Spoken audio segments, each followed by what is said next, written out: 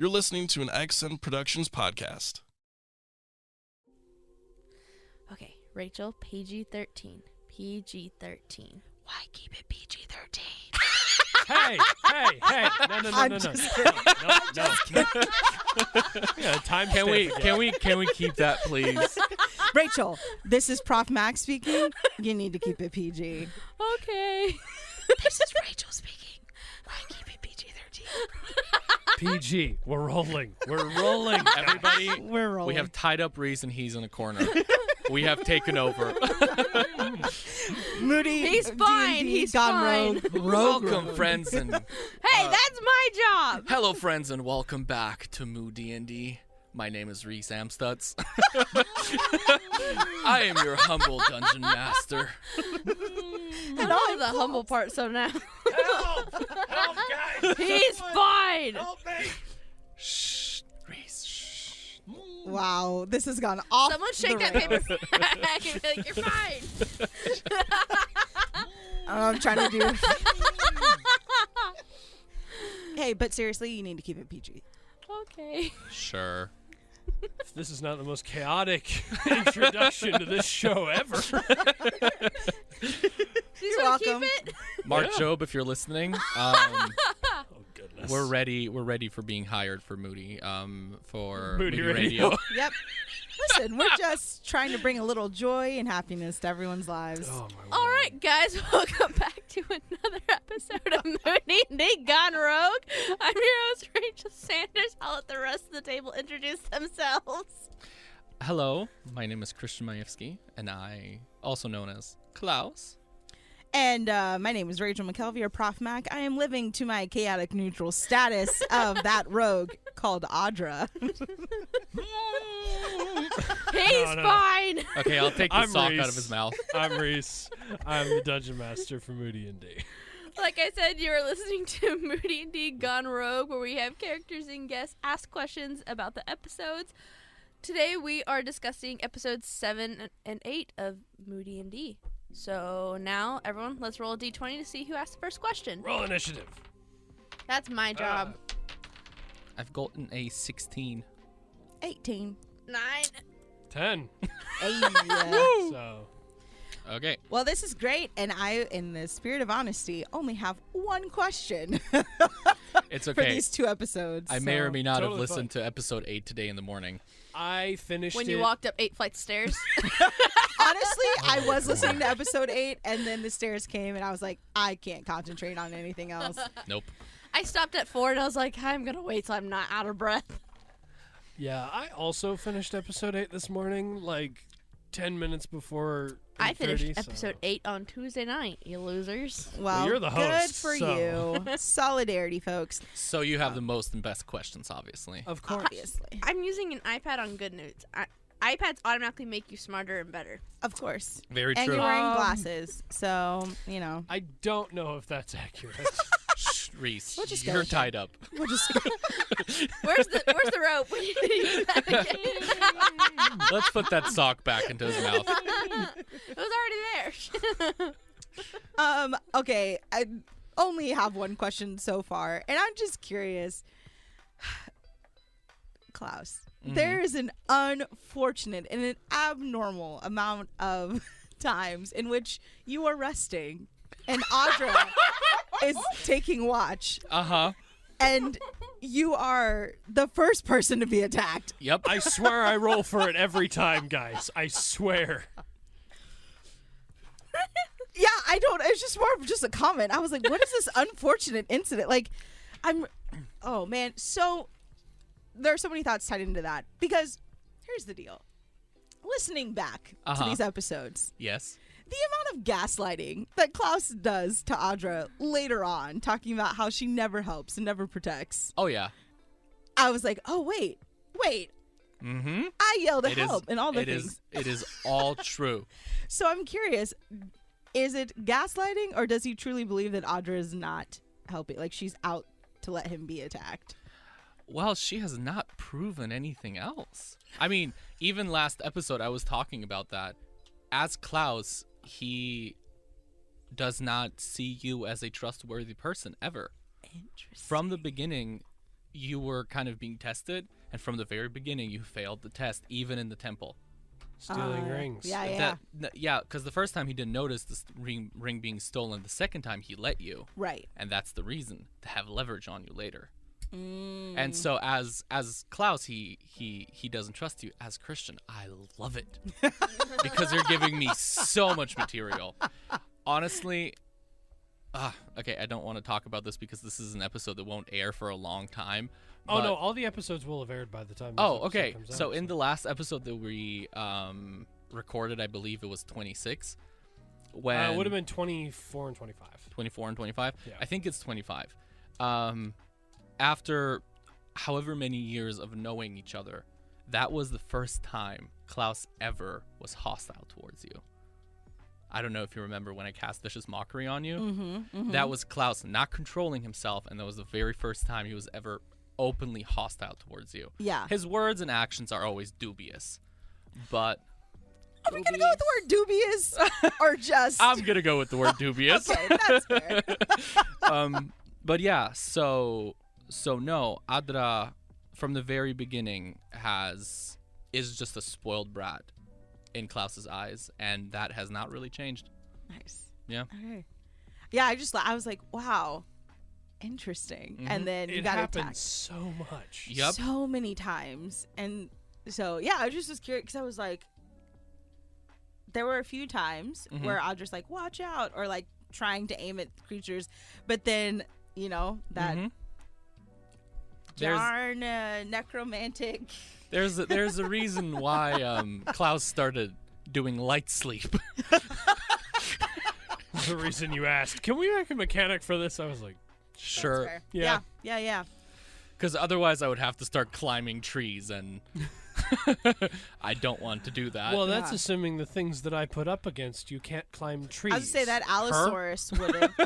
Okay. I tried to climb a tree once, and it failed miserably. Yes, it did. Yes, it did. Ouch. Yeah. Yes. Anyways, that's it. It was more just like I'm sorry, but also I'm really curious with the little bits of help, because I think for Audra, like, Mm-hmm. there's an element where in her mind she's like, I'm helping you, but you keep blaming me for things that are out of my control, as she sees it. But it's which is fair. Listen. I do, considering that in numbers I was the next one. There is a question that I had for you in Yes. that regard. Okay. We just need to leave the room, Maurice. Yes, They just need to yeah. bash it out. So, what was Adra, and by extension you, Prof. Mac, Oh. thinking when you let the velociraptors pass you, when obviously the only thing in that entire hallway that was visible was Klaus? No. Did you really think Ima that was visible. I'm Ima's made of stone. stone. next to a podium that a statue was on? Mm-hmm. Yep. So He literally could have just sat on the podium. They would have thought that he was a statue. Why didn't Klaus just climb on Ima to rest? No, that's just not how. Yeah. There's reasons why he rests the way that he rests. And he set up all his rocks and things. But I Reese rolled stealth too well, checks, yeah. and they were amazing. Like, they beat your passive, and, like, I rolled dexterity checks to get around the stuff. I was like, There's a reason Yeah. why I went back to my character sheet and gave myself proficiency in perception. And I'm gonna be like pumping points into wisdom. to help with your perception. Yeah, Yeah. take the observant feat next time you get it. +5 to passive I perception. know. I love Whoa. that feat. It's so good. Nice. So Yeah, what were you thinking? When you just kept letting them move, I was like, Yeah, okay. Yeah. I wasn't saying anything, but I was like, why aren't you doing anything? yeah. So Audra Uh huh. was all they had been told was that there were these little tiny dinosaur-looking things, Mhm.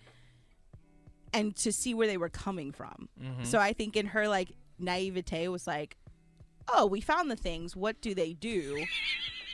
And not wanting to provoke anymore, I legit was like, if I leave them alone, They'll just kill Klaus. Yeah, no. They'll just explore and then go away. You were like, thinking they were like bees? Yeah. If you leave them alone, they'll leave you alone. You were sleeping. I didn't think anything of it. Prof Mac, I just wanted to see what would happen. I was curious if they would, like, which I guess kind of tied into Audra, but I just was curious of like, will they attack if they aren't being provoked, or will they just sniff around? Yeah, no. I mean, I understand why she did it, but I just wanted to ask the question because I remember sitting here next to you just being like, what is she doing? Why is she doing this? No, I legitimately was like, I was curious if they would do anything because we had just gotten out of a fight. I was like, surely Reese is going to give us a break. Nope. And then, well, yeah, that's before I knew you as a DM. Keep believing that. Keep believing No. Listen, we are now 20 plus episodes past this moment. I have learned better. But then I was like, I am not kind when I believe you can survive a fight. that's fair. One of my few skills as a DM is calculating fights so that you just barely survive them all. Also, I had no clue they packed that big of a punch. I would have done something. Well, he did roll a nat 20 with like maximum damage. Yeah. So Klaus wakes up, falls unconscious. They're tiny things. They do a lot of damage, but they don't have very many hit points. Yeah, had no idea. But, fool me once. So. And then fool you twice. Oh, no, you have an 11. You're next. No, I'm 9. You're 10. Oh, your thing moved. I hit the table a few times. I see. Okay. This is a question for both of you. The first watch was rough. As we've just discussed. I was considering not sleeping ever again. There's a reason that whole episode 7 is literally just titled The First Watch. First watch was rough. Yes. How did both of you feel coming out of it, and how did it shape your perspectives on the, and I have air quotes around this, party? Yeah, the party. Sure was one. It is definitely a party. It's something. I don't know. I think for Audra, that was the first time that something attacked, like realizing there are dangers beyond being intentional. Like at this point, before then they had walked into rooms, they had things done that were something trapped, right, and things that could provoke it. And again, I think in her naivete was like, if we leave these things alone, they won't attack. Yeah, and so, you don't get attacked unless you provoke. Right, right, and so. Yeah, that puts her a little bit more on edge. Like they've been cautious about going into rooms, but now it's like, oh, you're not even safe when you sleep. And life in the temple had just been safe, you know? I mean, I don't remember which episode it was exactly. I think it was either 6 or 7. Sorry, 6 or 8. I think it was 6. Doesn't matter. Adra does look at Klaus and she goes, do things outside just try to kill you all the time? And be careful where you go with this. I have a question with this. The funny thing is for Klaus answering your question, Reese, that was just a typical Tuesday morning. Like, yeah. You're like, this thing just happened to get like. There's a reason I set the trap, and this one. Yeah, just there's happened to get around there's it. a reason. There's a reason for everything Klaus does. Yeah. Always. Yeah, and speaking to what we talked about last episode of Gone Rogue, for Audra in her immaturity not processing emotions, like there's definitely some deep-seated guilt that she feels in Klaus going unconscious. Yeah. But it manifests itself as like blame shifting or like ignoring it. So know that it's been really fun and interesting because anytime Klaus brings up like, you let me get attacked, like there's a lot of guilt she feels in that, but she's just like, there's a reason why he keeps bringing it up. Yeah, because he knows it hurts. Yeah, and he can hang it over her. Yep. Yeah, and all the other things he did. That's why I was also so upset. I mean, it was the right thing to do in the moment, but I as myself was upset that Klaus kind of lost some of that leverage in the last episode that we recorded, like I was talking about. But yeah, I don't remember. I wanted to say something, but I forgot. Cool. Yes. Yeah, you're next. Host. Yay. We kind of talked about this question a little bit, but I wanted to readdress it and just kind of go deeper with it. Klaus, how are you feeling about Audra at this point, since she's let you been attacked at full force by these little demon things, and then pushes you off Ima when you're trying to like climb onto him? They're not demons. They're velociraptors. I know they're velociraptors, but those things are like They pack a punch. Pack Yep. a punch. so little demons. Pack tactics Oh. does its thing plus Yes, multi-attack. it does. rough. Granted, she eliminated the head of one of them. That One. eliminates the bite was- attack. Yep. Which is the powerful one. Yep. So, Sorry. Could you repeat your question? How are you feeling about Audra at this point, since she has let you been attacked by these little skeletons and has pushed you off Ima? I feel like Klaus's feelings towards Adra are kind of very clear, and they become even clearer. I believe it is either in episode 9 or episode 10 when they're having a short rest, and Adra tries to confront Klaus, and Klaus just goes ballistic on her. Yeah. yeah. You went off. Oh yeah. Yeah. I remember feeling weird myself because I was theoretically yelling at a professor.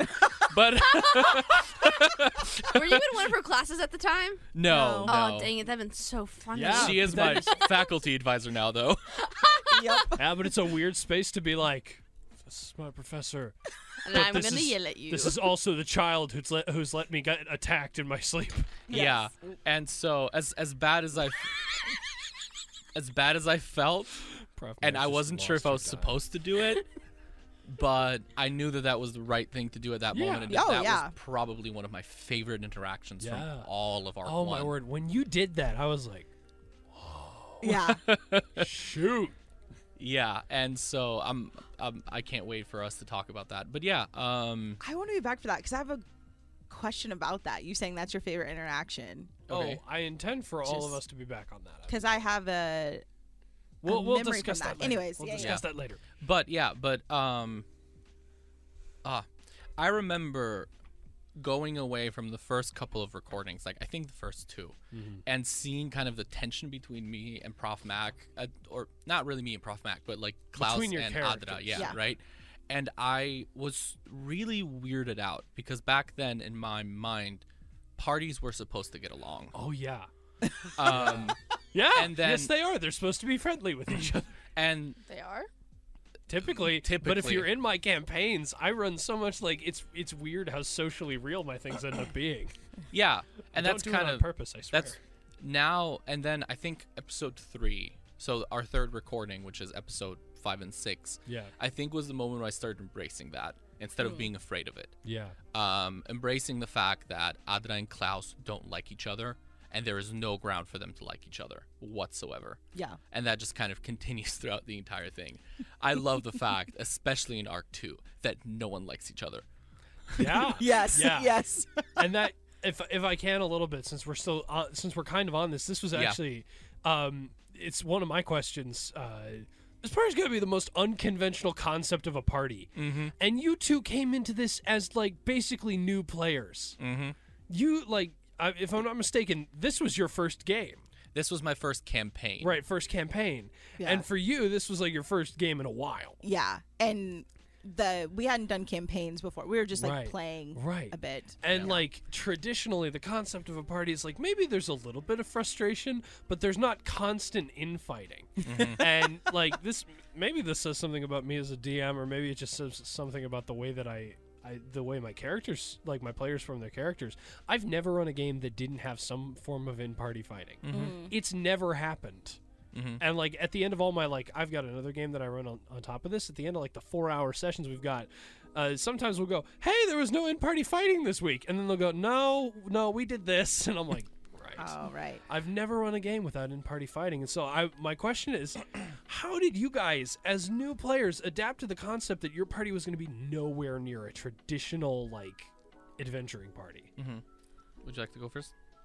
Sure. I mean, I have theories, I think, which I'm wondering if it's because, like, you came in with a lot of, you Christian, because no one can see me pointing or looking at you, Yeah. came in with a lot of backstory for Klaus and kind of like, this is how his character is. And I didn't have as much, but I knew kind of how I wanted Audra's personality to go. And like we talked about in last episode of Gone Rogue, really Audra and Klaus are the same, like with their egos and things like that. It just manifests itself in different ways. And so, or at least very similar. Yeah, very similar. So I think that it's that clash of the same. Right, clash of the same. Opposites. You often dislike yeah. the thing that you tend to point out and hate the thing that you dislike about yourself, but you don't realize you dislike about yourself. Yeah, I mean, now looking back at it, I can see a lot of similarities between Adra and Klaus, on a surface level. On a kind of deeper level, at least in my mind, and I might be wrong.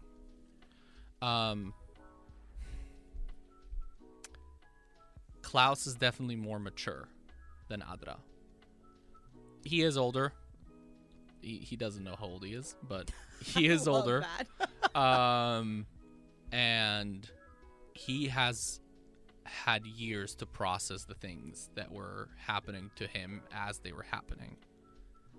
And as silly as it is, and as delusional as he is, he has a reason to the things that he does, and the reason why he dislikes Adra so much is because of her incapability of dealing with whatever is going on and her projection outwards. Because Klaus very much internalizes the things that happen to him. As much as it might look that he pushes them off towards other people, he's never blamed you for the things that you have not done. At least in my mind, if I recall correctly, maybe there was an instance somewhere where he blamed someone for something. But he, as far as I can remember, and as far as I've tried to roleplay Klaus, he has never blamed anyone for anything that they have not done. Even if they thought they were doing something good, but in his mind it was bad. But yeah, going back to your question, Reese, just a little bit of a, I don't know, correction or maybe backstory to Christian as a character. Yeah. This is not my first campaign ever, because I've been playing role-playing games since like 2013. Right, yeah. But this is my first D&D campaign and first campaign in a long time. Right, that's right. Yeah.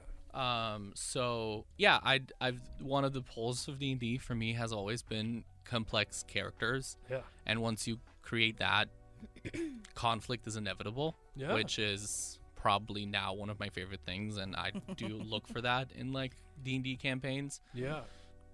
Excuse me. And yeah, I remember my very first campaign that I played, there was already infighting there. Because I had created a character who was very conflicted about a lot of things, and everybody else was just kind of like running around murdering everything, and he was kind of like, why are you guys doing that? Huh. Yeah. And so I was not, I was struggling with the fact that, oh shoot, we're supposed to be working together, but everybody's working against me or against each other. Why is that happening? And then it took me a couple of recordings to actually embrace that and be like, okay, as Klaus, I am an island, and so I have to think that way. Yeah. Yeah. What was it like for you, Prof. Mac, adapting to like, because this was like your first like campaign in any shape or form, Yeah. right? What was it like realizing that all the concepts of like, because you had started watching Critical Role at that point, and you had started in Vox Machina, which for the most part is a very, like, they gel pretty dang well, and they're like a fairly cohesive group. What was it like looking at your adventuring party and being like, because that was also the time that I had started saying like, we should name the party, and mentioning that, and then every single session the infighting got worse and worse and worse. Yep. And I was like, I guess I give up on that. We will never be one of those parties. Right. And so I'm like, what was that like? Just realizing, oh, this is different. Yeah, it just seemed natural for where our characters were. Yeah. So I don't think I have ever looked at it as a bad thing. It's Okay. like, this is just who Audra and Klaus are. Yeah. I do remember after our first like recording of not the session 0 recordings, Yeah, but the episodes 3 and 4. episodes 3 and 4 especially, realizing that Klaus and Audra were very similar, and like the way that they saw that they could use other people again in different ways. Yeah. And so I was like, oh wow, I thought I was being like unique, me as like Rachel / Prof Mac, of like, oh, I thought I came up with this fun character, and I was like, oh, Christian's kind of doing the same thing. Okay, cool. But then I think that naturally Clashes. Because not only is it a similar approach, but it's different mentalities approaching it and different methods of going about it. Right. And like for Audra, it's been like in her people, and it's been very easy for her to get her way. And then here comes Klaus into the world, who just treats everyone like they're his subjects. And she's kind of like, whoa, this is my territory. Like, what are you doing? And knowing that most of the leadership is just kind of like, we let him do his thing, but he doesn't disrupt our lives. I think, again, she thinks she's superior to Klaus. But now that it's just the three of them, it realizing like she's not, and like you said, she's not as mature. And so it's just that I think that immaturity and the similarities is going to cause them to clash, which is why Ima is the only thing that they that really holds the party together, which is something that we talked about last Gone Rogue. Yeah. And just maybe to kind of add to what I was talking about earlier, I don't think that Klaus is mature, just to kind of round out everything that I was saying. Yeah. I just think that he's more mature. He's more mature, and he has learned to process the things that have been going on in his life. It led him to a point of the only way that he can accept reality is by being deluded into certain things, because otherwise it would probably crush him. Yeah. And so yeah. Okay, I'm done with the dice. Nope, you can leave it. Who asked the last question? I think it was Reese. Well, I piggybacked off of Mine? your question. So there's a second part to your question, I think. No. Okay. It's for you for my next question. Okay, cool. So it's back to Prof Mac. Yes. Do you have any new questions? Anything that you would come up with amidst this conversation? I listened to the episodes this morning, so they're all blending together in my head. Yeah, totally. No, if something sparks a question off of something y'all have, I'll just say it. But Okay. Yeah. Dope. Cool. I have less of a question and more of a thing that I just kind of wanted to comment on, considering that Sam, rest in pepperoni, is not... Rest in what? That's something I've said before. Never heard that. Considering that he is not with us physically and he is not with us in spirit either. Whoa. Sam is here in spirit. I'm sure he is. We love You're you, connected Sam. by the Holy Spirit. He is here. Aw, we love you, Sam. I kind of want to see if I can get him on for the next, because he would works love for to. He works for Moody Radio. He's still around. I see him all the time. Yeah. Rip. Can we just talk about Ima and him as a sorcerer, for some reason barely ever casting a spell and always just punching things and running at them? Sure. Yes. Absolutely. I was so confused. This sounds like a 17-year-old boy. That's just like sounds like how he was thinking. I remember thinking like, God, dude, you have burning hands. The best cantrip that I thought I had at the time was Vicious Mockery. You forgot you had Ray of Frost. I kept forgetting I had Ray of Frost. And I was like, dude, why are you punching things? You have actual spells. You can do things. Listen, he used his spell to create styrofoam beef jerky. This is true. So that was a cantrip. I have not listened to that one yet, so that's... Yes, no, you have. did. Yes, you have. Way back. This is episode 2. Oh. 3. Oh, 3? Was Yeah. it 3? Yeah. Oh, yeah, you're right. Yep. Oh, yes. Now I remember. I was listening to these 4 episodes, and I kid you not, Ima has run up to things and run into things more often than he cast the spell. Yes. And this is so true. You could say, like, for me, as a bard, I had 3 spell slots and what I thought no good cantrips. he had Firebolt and like access to all of the best cantrips in the entire game. He at second level as a sorcerer, you have 4 cantrips. You have 4 cantrips. Yeah. So this is a fun little. I had. Why am I not playing a sorcerer? Fun little thing. A lot of people will do multi-class warlock, Pact of the Tome, and sorcerer, and by level 4 you've got like 12 cantrips. Mm-hmm.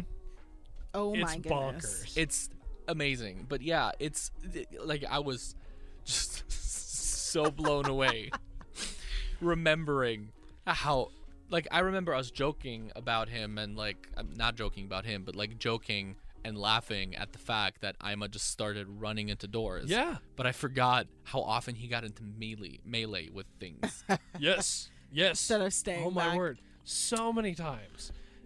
Like, and most of the time when he would cast Burning Hands, he would cast it point blank. Which was the funniest thing to me, because I'm like, dude, this is a 15-foot cone. You can be What? away from this. Yep. He would always cast My it point goodness. blank. Mm-hmm. Like, And, like, positioning yeah. was not a thing for Right. for Ima. Right, and some of that comes from the fact that he only knew 3 spells. Mm-hmm. Like, sorcerers know frighteningly few spells. Oh, yeah. Like, at level 20, they know 15. Mm-hmm. That's it. 15 Wow. spells. You from 6th level to 9th level spells, you only get 1 of each kind. Yep. Dang. Yep. And for comparison, wizards have 10 more at level 20 if they Right. have a intelligence of 5. Wow. Right. And that's just the number they can prepare. They can prepare 25 spells at level 20. They can know all of them. Well, not all of them, but they can know like base level, a wizard will know 24 no, more than that. They'll know 42 spells at level 20. Mm-hmm. And they can prepare from that list of 42 25. Yeah, and that's not accommodating the amount of spells that a DM will give to the wizard. Right, in case they have the ability to copy it down or anything like that. Mhm. Whereas Ima, as a sorcerer at level 3, at level 2, only knew 3 spells. Mm-hmm. And so I think that's part of the reason he cast is I don't know precisely what he picked, but I think he picked Burning Hands, Shield, and something else. And so, But he had Firebolt. I'm sorry. yeah, I don't know why he wasn't casting Firebolt more often. I feel like he got into the mindset of I am the protector. Well, and he also, like, I think it was when he realized I'm 400 pounds of stone. Mm-hmm. When he fell over and crushed those Yes. few remaining velociraptors aside from the one that survived that, I think that's when he realized, oh, I'm just a walking battering ram. Which is when he started running into doors in order to get through them. But he would get into melee with things way before that. That is true. That is true. Like, I literally don't- the episode before that, when he was fighting the statue, Right. he says, I run up to it, and I go, why? We're all ranged, like, casters Every and single fighters. one of you. Yeah. We can attack, move away. Well, I do know at one point in the episode where we're fighting the statue, he made a comment about fire won't hurt stone. So I'm wondering how much of that was just assumption that like his spells were worthless in the environment we were in instead of just trying and seeing if it would. Some of that definitely was, I think, his assumption because I whenever he said that, I was like, you don't know that. Which, to be fair, none of the creatures you were up against had fire resistance. Yeah. All of his stuff would have been perfectly effective. Yeah. But I think he was so like dead set in that he just didn't do anything. Yeah. So, yeah, no. Yeah, I don't know why he did that all the time, but yeah. Also, the robots that we were fighting, were those monodrones? Yes, they were. I remember looking through the monster manual, seeing the 5-1 that we fight later as Kizak, and I was like, wait a minute. Yeah. That looks familiar. Yep. Yeah. So they don't look like Modrones. Yeah. They don't look like the Pentadrone. What they are is essentially they're just reskinned. Basically, everything you guys fought was a reskinned something else. So like the skeleton in gold armor was a reskinned animated armor. Cool. Okay. Those 3 mechanisms were reskinned Monodrones. So, Awesome. Cool. Yeah. Okay. That's my question for right now. Reese, Okay. you're next. Yeah, so this kind of goes back to you guys being new players, at least to D&D. What was it like learning how to play D&D on the air? Because we had a lot of situations where, like, I lie down and try to cast Earth Tremor on the door. Still so fun. You know, things like that where you're just like, That's can it work this way? What was it like learning on the air?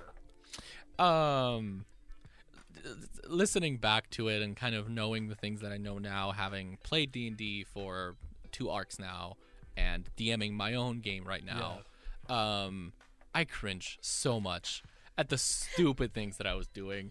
I mean, I still think that would have been funny if I was able to do that, and I do not regret trying. But yeah, I mean, folks, kids, first of all, stay in school, and second of all, read your spells. Read your Please. Don't spells. forget the soccer moms. Soccer moms too. Read your spells. Exactly. Read your spells.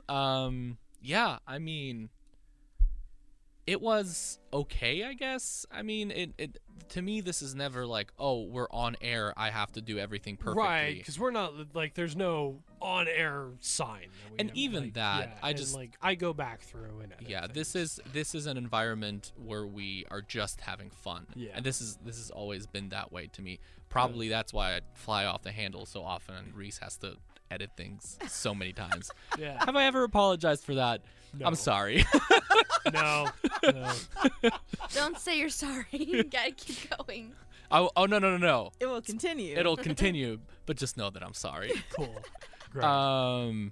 So yeah, so no, I've always had fun. I've always enjoyed it. I cringe looking back at everything that I've done and just kind of not reading the rules correctly Yeah. or just doing stupid things. But yeah, I've always had fun. I mean, I do that too. Like, there are so many times when you'll say, we'll do something, and then I'll say a rule, and I'll be like, and like now I'm like, that's not how the rule works. Like, there was a point in episode, I think it was episode 8, when you guys took a short rest or something like that, or something happened, and I had said, yeah, you get your inspiration back on a short rest when that's Yep, that is not true. fifth level Mhm. bard ability, and I just gotten it mixed up. You know. So, Yeah. yeah.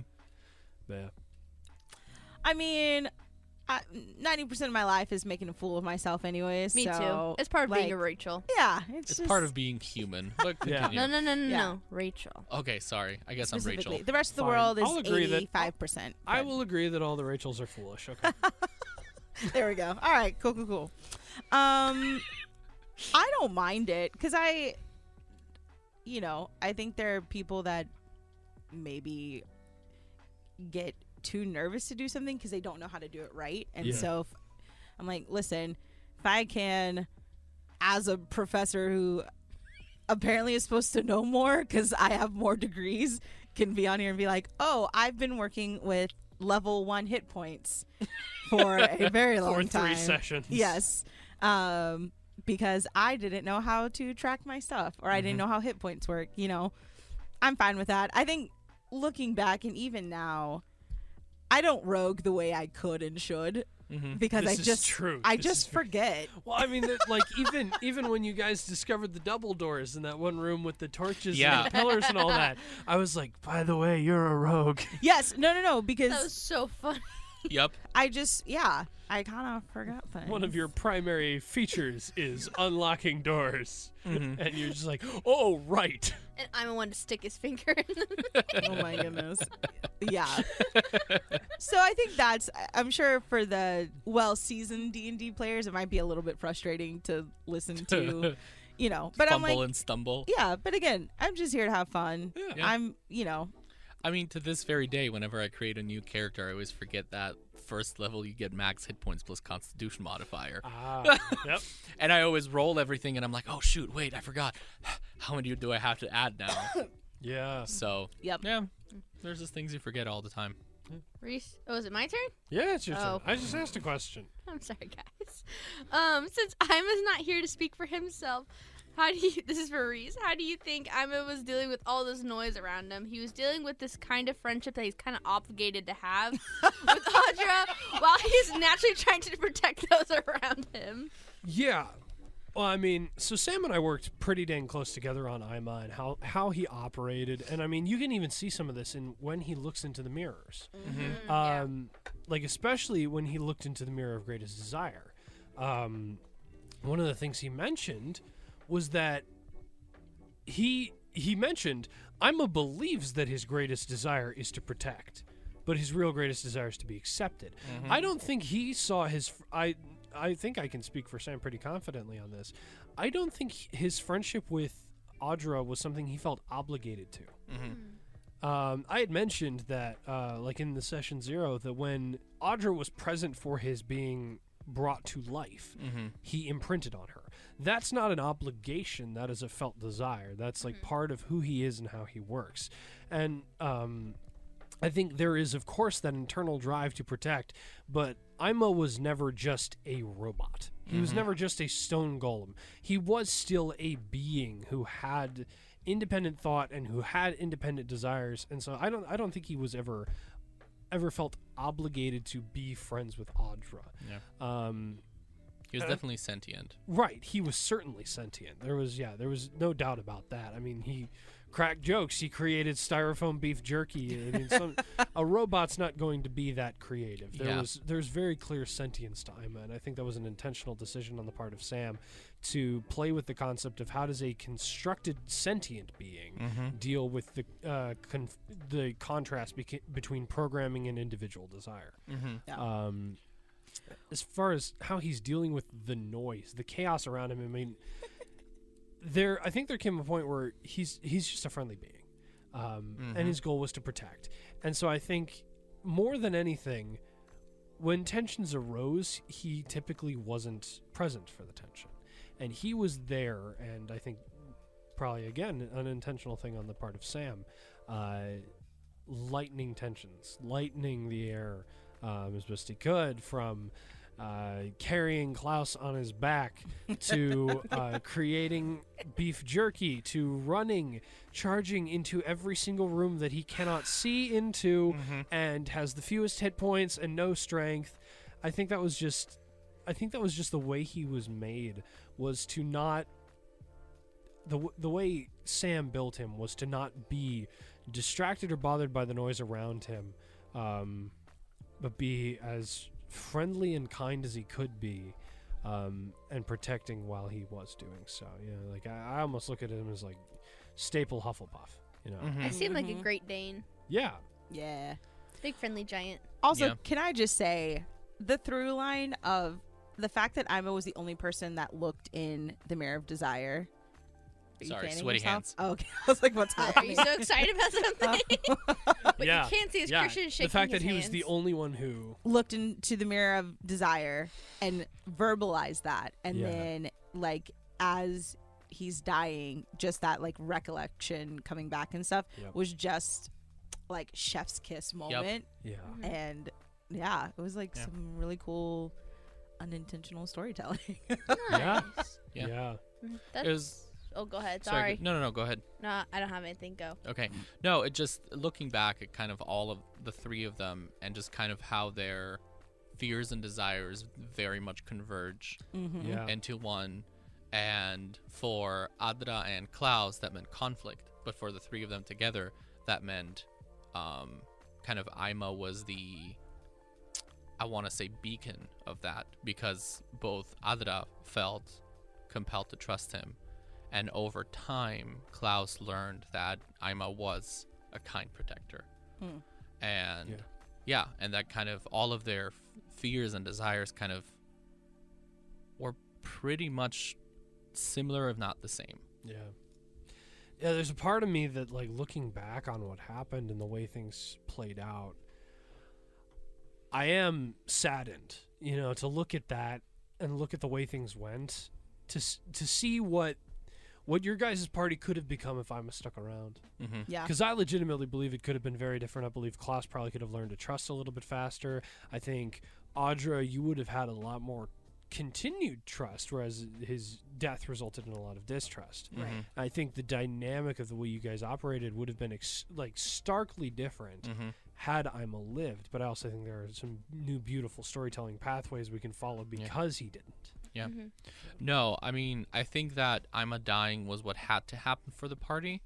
Yeah. I'm pretty sure that, I don't want to speak for things that did not happen, but I'm pretty sure Klaus would not depending on how the fight with Kuza went, I don't know if Klaus would have left then.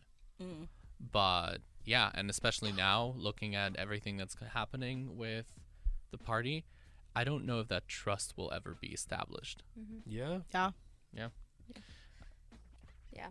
I don't know if you have a comment, Prof. Mac. I don't think so. Yeah, yeah.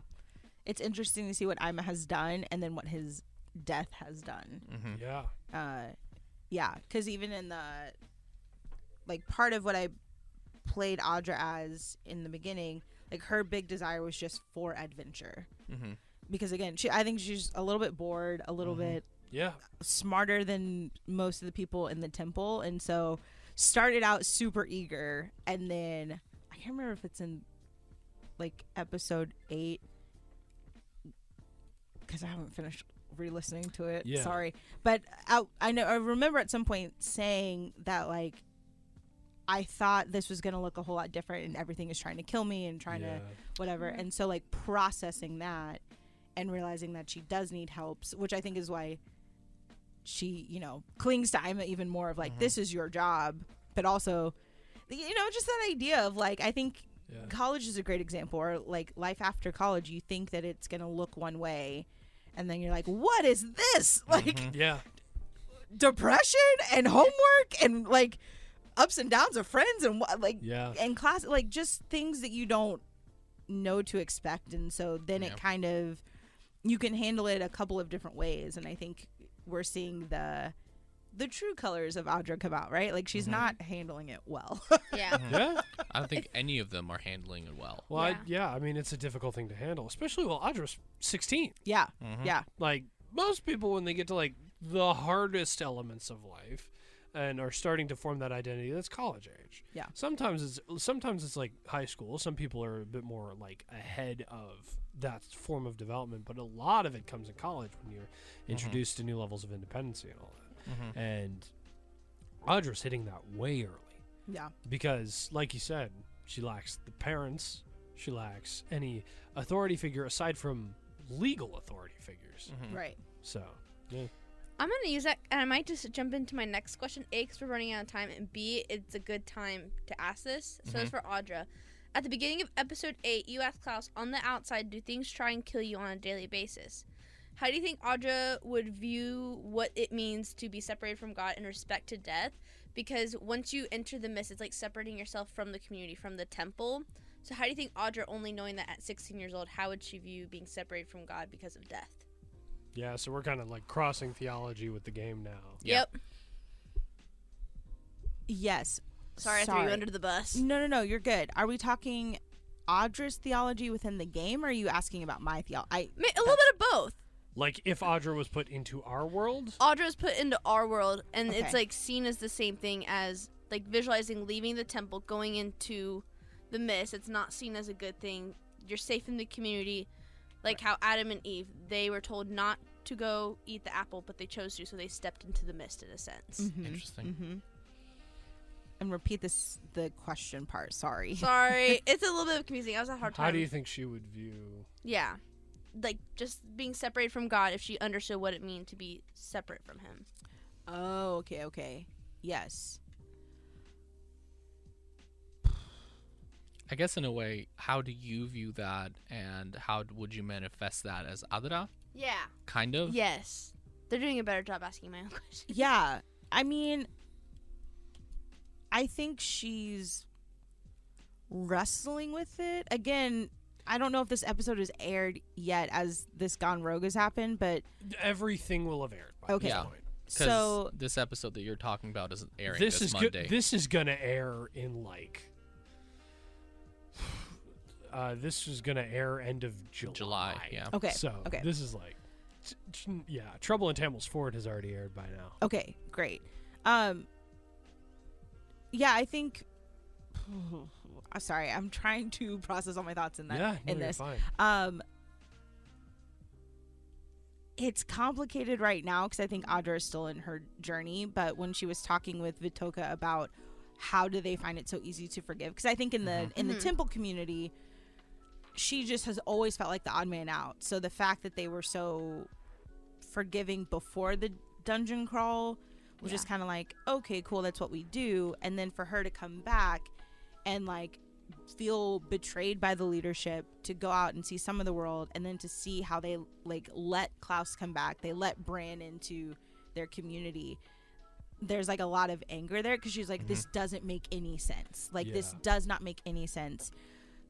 But I think she assumes that it's just the oddness of her community. So then when they go and they run into Vitoka and all of their community, and you come face to face with the atrocities that happen there by the hands of someone that you know. Right. And there's like adding to her guilt, she's associated and aligned herself with Klaus, and then to find out all that he's done, there's some like guilt in that. And then to see them still forgive him and like let him live. Because I'll be honest, like in that episode, I was about to kill Klaus. Like if they had like left us our weapons, or if Vitoka had responded any bit of hostility, Audra would have just started like the fight. Like it would have been. Yeah, I remember coming back from the episode before the nebulous negotiations. Yeah. And I couldn't sleep all night because I was just up thinking, how will I make Klaus survive? I don't want him to die right now. Yeah. And fortunately, we leveled up, so I just grabbed a bunch of spells and different things. I got darkness, and I was like, okay, I have a plan. If anything happens, I'm doing this. Yeah. Yeah. Yeah. So anyways, this idea of forgiveness and like forgiving because there's a God that has forgiven them, which is like kind of how Vitoka described it. Yes. I think she's really wrestling with that right now. And what does that look like? And that there's, you know, essentially I see Audra kind of on her own salvation journey of like, there's something missing in her, but like she thought she was fine. And so all of these things have kind of revealed it. So then if she were like plopped into our world today, I think she would be in a place of like, wow, you guys are separate from God. That really sucks. I don't know what you do about that. Because she's still not sure what she does about it. Yeah. Yeah. If that makes sense. Well, I mean, yeah. Yeah, I mean, it at this does. point, I've mentioned the name enough. The name of Eidos. Mentioned it through Vitoka. Mentioned it through. I think Rashik actually mentioned it as well. When you asked her how in the world are you able to? And I mean, this is we're sort of verging out of discussing episodes 7 and 8, and this is kind of what I imagine the show will be a lot is discussing both current episodes and past episodes and how that's interacting. But the whole concept of Eidos, that whole thing is it's just interesting seeing you guys reacting to it and looking at that from the perspective of Audra trying to be like, how is this even possible? Yeah. This is so against the way I would normally work. Yeah. And then seeing a questionable level of forgiveness. Yeah. Honestly, when Vitoka and all of the lizard folk forgave Klaus, I thought, okay, Reese is just letting me live. Nope. There is. And then you guys had that conversation. I was sitting next to Prof Mac, and I was like, this is such a good conversation. Yeah. This is. And I'll be everything. honest, that was not where I thought it was going. Yeah. Where did you think it was going? I don't know. It was one of those. One of the things I love about D&D is just like when you're in it, you're in it, and so that was one of those. It feels real. It feels real, and it was just one of those where it was hard because something was said a few episodes earlier that me and Kent had to try not to metagame. So it's like we knew that you had done something to some of the people, but we had to like pretend we didn't know. And so then when we like find out in game, it was one of those where I was like, Audra does not know what to like. There's just a whole lot of stuff, and so this is could be a whole long conversation about a whole lot of stuff. We'll have that when we get to the Gonrogue Yeah. on those episodes. Yep. So. Yeah. Do we have time for more questions, Reese, or are we out of Yeah, time? I think we can do. All right. Awesome. Let's do. One more round for everyone else since I asked I don't you. have any more, so I don't really have any more questions either. She didn't have any. Your last question. or last couple of questions if you have more. Is this the episode where we have the conversation about we're No. focusing? No, That would be the next Gone Rogue. That's the next Gone Rogue. Next Gone Rogue, we're going to do 9, 10, and 11. Okay. Okay, I do have one for Klaus. While in the room with all the switches and buttons and all of that, That one. how is Klaus feeling about all these options with beings you don't trust?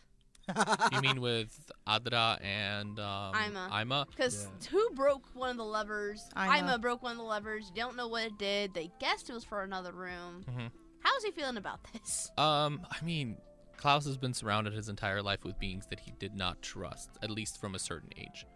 And so this was nothing new to him. He got excited about the room because it was the control room. That meant power. That meant oversight.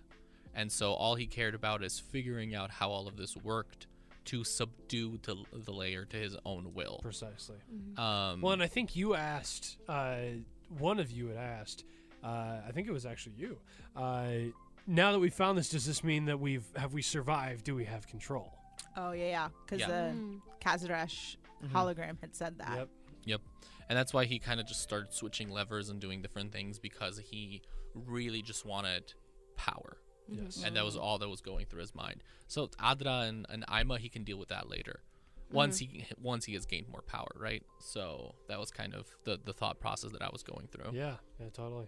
That's so funny and so fun to just hear the different perspective, like from playing in character. Because I think at that point we miss so much when we're in character. Yeah.